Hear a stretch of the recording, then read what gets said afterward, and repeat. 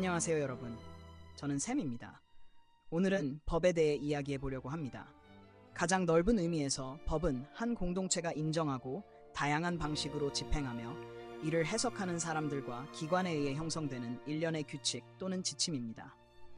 이러한 규칙들은 사회적 질서를 유지하고 개인의 권리를 보호하며 분쟁을 해결할 틀을 제공하는 것을 목표로 합니다. 암석에 새겨진 수세기 전의 원칙이든 온라인 상호작용을 규율하는 현대의 규정이든 법은 사회를 지탱하는 중요한 요소입니다. 또한 법은 살아 움직이며 우리 집단의 가치관과 이해가 변화함에 따라 끊임없이 진화하고 정치, 철학, 문화의 변화에 의해 항상 새롭게 반영되는 개념이기도 합니다. 우리가 법을 이야기할 때 사실상 법은 대륙과 세기를 넘어 이어지는 수세기에 걸친 대화라고 볼 수 있습니다. 불을 둘러싼 가장 초기의 조상들이 남의 음식을 훔치는 것은 옳지 않다는 결론에 이른 상황을 상상해 보세요. 이러한 기본적인 직관이 훗날 규칙 혹은 규범이라 부르게 될 것의 주춧돌을 놓았습니다. 시간이 흐르면서 이 규범들은 더욱 복잡해졌습니다. 단순히 내 물고기를 가져가지 말라는 합의에서 벗어나 공동체는 일관된 기준, 분쟁을 해결하는 신뢰할 만한 방법, 그리고 모두가 인정할 수 있는 공정성을 필요로 한다고 깨닫게 됩니다. 이 무렵 기원전 1750년경 고대 바빌론에서 등장한 것으로 알려진 가장 이른 시기의 법전 중 하나인 함무라비 법전을 볼 수 있습니다. 거대한 돌기둥에 쐐기 문자로 빼곡히 새겨진 이 법전은 특정 범죄에 대한 처벌, 무역 규칙, 재산 관리 방법 등을 규정하고 있었습니다. 오늘날의 시각으로 보면 가혹하게 느껴지는 조항도 많지만 함무라비 법전이 가진 중요성은 규칙이 문서로 기록되고 누구나 접근할 수 있으며 일관되게 적용되어야 한다는 개념을 확립했다는 데 있습니다.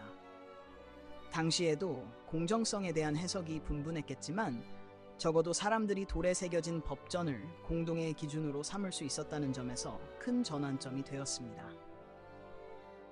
이런 고대의 뿌리로부터 법에 대한 대화는 계속 확장되며 여러 문명의 아이디어를 흡수했습니다. 예를 들어 로마인들은 매우 정교하고 견고한 법 체계를 발전시켰고 이는 현대 유럽법에도 흔적을 남겼습니다. 로마법은 계약, 재산권, 개인 책임과 같은 개념을 도입하여 거대한 제국을 하나로 묶는 데 기여했습니다. 로마령 브리타니아에 사는 한 상인이 로마 본토로 물품을 보내는 장면을 상상해 보세요. 해를 건너고 약간 다른 방언을 쓰는 지역일지라도 이들은 로마의 법 원칙에 의지해 거래가 공정하게 이루어질 수 있음을 믿었습니다. 그렇게 로마의 법학자들이 기록하고 논쟁을 거쳐 다듬은 법적 원칙은 상인에게도 안전장치가 되었습니다. 만약 분쟁이 발생하더라도 서로 공유하는 법이라는 공동 언어가 존재했기 때문입니다. 역사 속에서 법의 목적과 본질을 두고 고심한 사상가들도 많았습니다.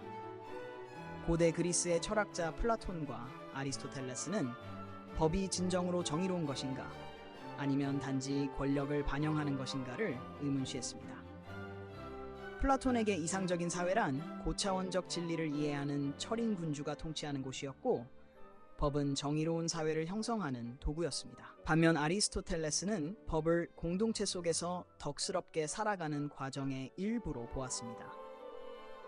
이들의 저술은 간단한 규칙들을 만들어내기보다는 법이 우리를 도덕적으로 선하게 만들기 위한 것인지 혹은 서로에게 해를 끼치지 않도록 막는 역할에 그쳐야 하는지에 대한 논쟁의 씨앗이 되었습니다. 시간이 흐르고 중세 유럽에 이르면 토마스 아퀴나스가 기독교 신학과 보편적인 도덕 질서, 즉 그가 말한 자연법 개념을 결합하려 했습니다. 그는 법이 더 높은 도덕적 기준과 조화를 이루어야 한다고 믿었으며 이는 오늘날 인권 문제나 정부의 정당성 논쟁에서도 여전히 중요하게 다뤄지는 아이디어입니다. 만약 법이 근본적으로 윤리 원칙에 어긋난다면 그 법은 정당한 법이 아니라는 것이 그의 주장입니다. 이 같은 사상은 시민 불복종이나 시민들의 도덕적 의무에 대한 후대의 논쟁에도 중요한 발판이 되었습니다. 그 이후 계몽주의 시대로 넘어가면 법에 대한 대화에 새로운 차원이 더해집니다. 존 로크나 장 자크 루소 같은 사상가들은 정부가 정당성을 얻는 근거가 통치받는 이들의 동의에서 나온다고 주장했습니다. 이는 매우 혁신적인 생각이었습니다. 이전까지만 해도 법은 왕이나 신으로부터 부여된다고 여겨지던 시대에 이들은 평범한 사람들에게도 목소리와 권리가 있다는 사실을 강조했습니다. 로크의 자연권 사상, 즉 생명, 자유, 재산은 현대 민주주의의 핵심 원리에도 지대한 영향을 미쳤습니다. 미국 식민지 주민들이 영국으로부터 독립을 주장할 때도 이 개념에 호소하면서 법은 먼 군주의 명령이 아니라 국민의 기본적 권리를 지켜야 한다는 논리를 폈습니다. 이러한 고상한 사상들은 미국 헌법이나 프랑스 인권선언 같은 문서에 구체적으로 구현되었습니다. 이들 문서는 법이 처벌과 통제만을 위한 것이 아니라 개인의 자유를 보장하고 사회를 결속시키는 역할도 한다고 믿었습니다. 물론 현실은 항상 깔끔하지만은 않았습니다. 법은 식민주의나 인종분리 정책 등을 정당화하는 데에도 이용되었지요. 그럼에도 이런 제도적 틀은 후세대가 부당함에 맞설 수 있는 법적 도구도 함께 제공했습니다. 마치 같은 레시피로도 영양가 있는 요리를 만들 수도 있고 해로운 요리를 만들 수도 있는 것과 비슷합니다. 결국 누가 주방에서 어떤 재료 해석을 내리느냐에 따라 결과물은 달라질 수밖에 없습니다. 그래서 해석은 법의 주요 전쟁터 중 하나가 되었습니다.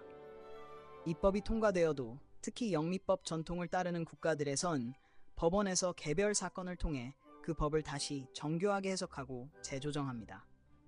새로운 기술이나 과거 법 제정 시점에 존재하지 않았던 사회적 관행에 대한 소송이 벌어지는 법정을 상상해 보세요. 판사는 오래된 규칙을 새로운 상황에 어떻게 적용할지를 고민해야 하고 이 과정을 통해 또 다른 선례가 형성됩니다. 판사들 사이에서도 합의가 이루어지지 않을 때가 많기 때문에 법을 둘러싼 대화는 끝없이 이어집니다. 법이 가장 흥미로운 점 중 하나는 사회와 기술의 변화 속도를 따라잡으려 애쓴다는 사실입니다. 예를 들어 인터넷의 등장으로 인해 전 세계 법 체계가 프라이버시, 데이터 소유권, 온라인 표현의 자유 등에 대한 문제를 아직도 해결하는 중입니다. 암호화폐 같은 새로운 형태의 화폐가 등장하면서 한 정부에 귀속되지 않는 무언가를 어떻게 규제할까라는 질문도 제기됩니다. 사회의 새로운 국면마다 입법자들은 이에 대응하고 적응해야 하며 때론 허둥지둥 쫓아가기도 합니다. 법은 끊임없이 빚어지는 점토 같은 존재로 새로운 도전 과제가 나타날 때마다 다시 형태가 바뀝니다. 물론 법은 단지 묵은 서적이나 법정 공방으로만 이루어지지 않습니다. 이는 인간 삶의 복잡하고 혼란스러운 한 단면, 즉 우리의 욕망, 두려움, 편견, 그리고 희망을 반영합니다. 특정 법안을 둘러싼 논란이 벌어질 때마다 이를테면 사회 문제, 경제 정책, 환경 보호와 관련된 법, 더 깊은 문화적 분열이 드러나기도 합니다. 사람들이 법을 논쟁하는 것은 많은 경우 우리의 가치관을 놓고도 논쟁하는 것이기 때문입니다. 개인의 자유를 집단의 안전보다 우선해야 할 것인가? 아니면 그 반대인가? 정부가 개인의 선택, 예를 들면 식습관이나 삶의 방식을 규제할 권한이 있는가? 이런 질문은 단순한 법률적 문제만이 아니라 도덕적, 철학적 문제이기도 하며 누구에게 묻느냐에 따라 답이 크게 달라집니다. 또한 전통과 변화의 긴장감도 존재합니다. 어떤 법 체계는 판례를 매우 중요시하여 과거의 결정이 현재에 큰 영향을 미치게 합니다. 다른 시스템은 입법부나 위원회가 법전을 수시로 개정합니다. 이 두 경우 모두 안정성과 진화 사이에서 줄다리기가 벌어집니다. 안정성이 지나치면 사람들은 낡은 규칙에 얽매여 진보가 막힌다고 느낄 수 있고, 변화가 너무 잦으면 법적 확실성이 사라져 혼란이 야기될 수 있습니다. 법 사상의 획기적 발전은 종종 사회가 위기나 대규모 도덕적 격변을 겪을 때 이루어집니다. 예를 들어 미국의 민권운동은 법원과 의회가 뿌리 깊은 인종차별 문제를 직면하도록 강제했습니다. 1954년 브라운대 교육위원회 판결은 분리하되 평등하다는 과거의 논리를 뒤집고 충분한 대중의 압력과 도덕적 설득이 어우러지면 법 역시 거대한 변화를 겪을 수 있음을 보여주었습니다. 즉, 법이 사회를 지배하기도 하지만 동시에 사회가 법을 움직이기도 한다는 의미입니다. 수세기에 걸친 철학적 논쟁과 수많은 법적 분쟁에도 불구하고 근본적인 물음들은 여전히 열려 있습니다. 어떻게 개인의 권리와 공동체의 이익을 조화롭게 균형 잡을 것인가? 법이 우리의 삶을 어디까지 규제해야 하는가? 세계 어디서나 통용될 수 있는 보편적인 법이 존재할 수 있는가? 아니면 모든 법 체계는 결국 그 사회의 독특한 역사, 문화, 맥락에 의해 형성되는가? 법학자, 철학자, 판사, 정책 입안자들은 매일 이런 질문과 씨름합니다. 때론 그들의 충돌이 큰 사회적 이슈로 부각되기도 하지만 때론 학술지 안에서만 머물기도 합니다. 그렇지만 논쟁은 끊임없이 이어지고 이는 법을 학문적으로나 실천적으로나 생동감 있게 만드는 힘이기도 합니다. 우리가 아는 것을 토대로 해도 아직 모르는 것이 너무 많습니다. 과학처럼 법도 새로운 데이터와 논거, 관점에 따라 진화합니다. 기후변화나 인공지능 같은 거대한 문제를 대면하게 되면 지금의 법제도를 통째로 다시 써야 할지도 모릅니다. 인공지능을 규율하기 위해 국제적 합의가 필요할 것인가? 사이버 공간에서 국경을 넘어서는 법 집행은 어떻게 이루어져야 할까? 이런 질문들은 고대 바빌로니아인들이 무역 분쟁으로 고민하던 것과 유사하지만 훨씬 복잡한 수준으로 확장되었습니다. 그리고 이 끊임없는 진화에는 전문가들뿐 아니라 공동체와 개인의 목소리도 함께 작용합니다. 시위나 여론, 시민운동은 역사를 통해 법에 큰 영향을 미쳤습니다.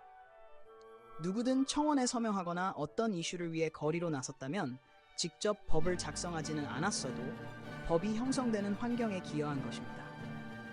많은 민주주의 체제에서 시민들은 대표자를 선출하거나 특정 국민 투표에 참여함으로써 어떤 규칙이 만들어지고 폐지될지에 직접적인 영향을 미칩니다. 법이 때로는 멀고도 딱딱하게 느껴질 수 있지만 동시에 우리의 일상과도 깊이 얽혀 있습니다.